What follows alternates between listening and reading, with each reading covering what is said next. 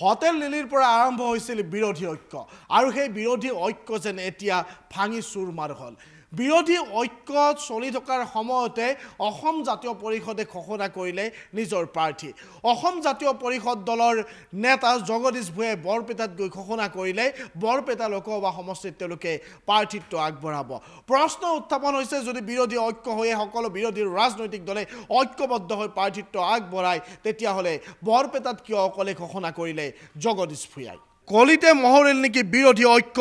লোকসভা নিৰ্বাচনত বৰপেটাত প্ৰাৰ্থী দিব এজেপিয়ে বৰপেটাত প্ৰাৰ্থী দিয়াৰ কথা ঘোষণা কৰিলে জগদীশ ভূঞাৰ ঘোষণাৰ পাছতে প্ৰশ্ন উত্থাপন হৈছে বিৰোধী ঐক্যক লৈ যদি মিত্ৰতা হয় অকলে কিয় প্ৰাৰ্থী ঘোষণা কৰিলে এজেপিয়ে এই মুহূৰ্তত জনাইছো এই গুৰুত্বপূৰ্ণ খবৰ কলিতে মহৰিল নেকি বিৰোধী ঐক্য লোকসভা নিৰ্বাচনত বৰপেটাত প্ৰাৰ্থী দিব এজেপিয়ে বৰপেটাত প্ৰাৰ্থী দিয়াৰ কথা ঘোষণা কৰিলে জগদীশ ভূঞাৰ ঘোষণাৰ পাছতে প্ৰশ্ন উত্থাপন হৈছে বিৰোধী ঐক্যক লৈ যদি মিত্ৰতা হয় অকলে কিয় প্ৰাৰ্থী ঘোষণা কৰিলে এজেপিয়ে এটা বিৰোধী ঐক্যক লৈ প্ৰশ্ন উত্থাপন হৈছে কিয়নো এজেপি নেতা জগদীশ ভূঞাই বৰপেটাত উপস্থিত হৈছিলে আৰু বৰপেটাত উপস্থিত হৈ তেওঁ ঘোষণা কৰিছে যে বৰপেটা লোকসভা সমষ্টিত এনো এজেপিয়ে প্ৰাৰ্থী দিব আৰু এই ঘোষণা কৰাৰ পাছত এটা প্ৰশ্ন উত্থাপন হৈছে এয়াই নেকি বিৰোধী ঐক্য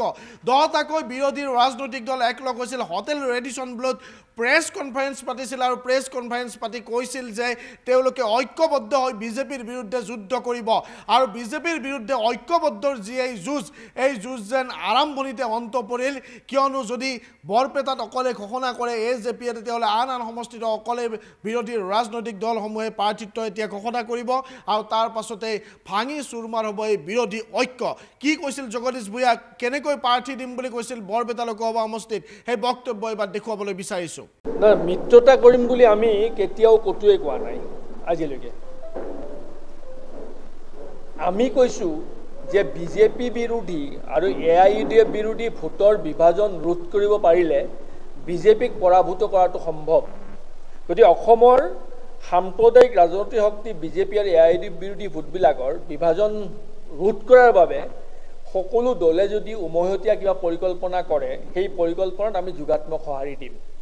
কিন্তু আমাৰ নিজস্ব আঞ্চলিকতাবাদী জাতীয়তাবাদী দৰ্শনত যেতিয়া আমি বিশ্বাস কৰোঁ গতিকে সৰ্বভাৰতীয় দলৰ লগত আমাৰ এটা নিৰাপদ দূৰত্বত থাকিবই লাগিব সৰ্বভাৰতীয় দলৰ লগত আমাৰ ইউপিএ বা এনডিএৰ নিচিনা মিত্ৰতা আমি কোনো কাৰণত কৰাটো সম্ভৱপৰ নহ'ব গতিকে আমি সহাৱস্থান কৰিব পাৰোঁ কিন্তু মিত্ৰতা হ'ব নোৱাৰে কিন্তু যিহেতু আজিৰ দিনটোত আমাৰ প্ৰাইম এনিমি বিজেপি গতিকে প্ৰধান শত্ৰু বিজেপিক পৰাভূত কৰিবলৈ বিজেপি বিৰোধী ভোটৰ বিভাজন ৰোধ হ'বই লাগিব আৰু তেনে ক্ষেত্ৰত সকলোবোৰ ৰাজনৈতিক দলৰ মাজত যদি উমৈহতীয়া চিন্তা চৰ্চা আৰম্ভ হয় এটা সহাৱস্থানৰ যদি ফৰ্মুলা ওলায় বা তেনে চিন্তা চৰ্চাৰ আগবাঢ়ে আমি নিশ্চিতভাৱে যোগাত্মক সঁহাৰি দিম আচলতে সকলো দলৰ এটা চিন্তাধাৰাটো মিলো হ'ব লাগিব গোটেই কথাটো এটা সন্মানজনক হ'ব লাগিব চিন্তাধাৰাৰ মিল থাকিব লাগিব গতিকে তেনে এটা প্ৰক্ৰিয়া যদি আৰম্ভ হয় আৰু সেই প্ৰক্ৰিয়া যদি কংগ্ৰেছো আৰম্ভ কৰে কংগ্ৰেছৰ লগতো গোটেই কথাটোত বিজেপিৰ বিৰোধী ভোটৰ বিভাজন ৰোধ কৰাৰ ক্ষেত্ৰত আমি ক'ৰবাত যদি এৰা ধৰা কৰিব লাগে অন্যান্য বিৰোধী দলৰ লগত সেই এৰা ধৰা কৰাত আমাৰ অসুবিধা নাই আমি যোগাত্মক সঁহাৰি দিম কিন্তু গোটেই প্ৰক্ৰিয়াটো আৰম্ভ হ'ব লাগিব ইতিমধ্যে তেনে প্ৰক্ৰিয়া এটা আৰম্ভ হ'ব যেন লাগিছে কিন্তু দেখা যাওক সময়ত কি হয় কেইখন আসনত প্ৰতিদ্বন্দ্বিতা কৰিম সেইটো আমি এতিয়াও ঠিক কৰা নাই কিন্তু আমি আজি ইয়াত যিটো উদ্দেশ্যলৈ আহিছোঁ সেইটো হ'ল যে আমি আমাৰ দলৰ সংগঠন বুথ পৰ্যায়লৈকে আমি শক্তিশালী কৰাৰ বাবে এটা সাংগঠনিক পৰিকল্পনা হাতত লৈ আমি আগবাঢ়িছোঁ আমি সকলো জিলা সমিতিত গৈ আমাৰ সাংগঠনিক প্ৰক্ৰিয়া আৰু পৰিক্ৰমা চলাই আছোঁ এইখন আজি আমাৰ 12 নম্বৰ জিলা সমিতি য'লৈ মই আহিছোঁ গতিকে আমি ইতিমধ্যে এটা সিদ্ধান্ত লৈছোঁ যে আমি ছেপ্টেম্বৰ মাহৰ ভিতৰত প্ৰতিটো বিধানসভা সমষ্টিৰ বুথ পৰ্যায়লৈকে আমি আমাৰ দলৰ সংগঠনটো মোটামুটি কম বেছি পৰিমাণে চবতে আছে কিন্তু ক'ৰবাত যদি শক্তিশালী হৈ থকা নাই বা ক'ৰবাত যদি এক্টিভ হৈ থকা নাই আমি সেইবিলাক ৰিঅৰ্গেনাইজ কৰিব বিচাৰিছোঁ যাতে আমি ছেপ্টেম্বৰ মাহৰ ভিতৰত তৃণমূল পৰ্যায় বুথ পৰ্যায়লৈকে যাতে আমি দলৰ সংগঠনটো থিয় কৰাব পাৰোঁ সেই সাংগঠনিক প্ৰক্ৰিয়া আমি আৰম্ভ কৰিছোঁ আমি ছেপ্টেম্বৰৰ ভিতৰত সমগ্ৰ অসমত বুথ লেভেললৈকে আমি দলৰ সংগঠন শক্তিশালী হৈ থিয় কৰাম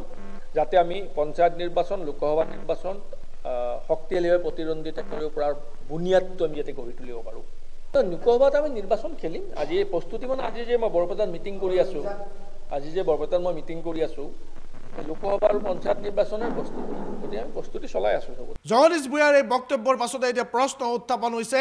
বিৰোধী ঐক্য লোকসভা নিৰ্বাচনলৈ থাকিবনে হোটেল ৰেডিসন ব্লুত যি সভা অনুষ্ঠিত কৰা হৈছিল সেই সভাত সিদ্ধান্ত গ্ৰহণ কৰা হৈছিল যে বিৰোধীয়ে ঐক্যবদ্ধভাৱে নিৰ্বাচন খেলিব কিন্তু বৰপেটাত জগদীশ ভূঞাই এই ঘোষণা কৰাৰ পাছতে যেন সেই সম্ভাৱনা এতিয়া নোহোৱা হৈছে পৃথকে পৃথকে প্ৰাৰ্থী দিব পাৰে লোকসভা নিৰ্বাচনত বিভিন্ন ৰাজনৈতিক দলে আৰু সেইবাবে এতিয়া প্ৰশ্ন উত্থাপন হৈছে বিৰোধীৰ যি ঐক্যৰ কথা কোৱা হৈছিল সেই ঐক্য এতিয়া আৰম্ভণিতে অন্ত পৰিল নেকি ধন্যবাদ চাই থাকিব প্ৰাগ নিউজ ডিজিটেল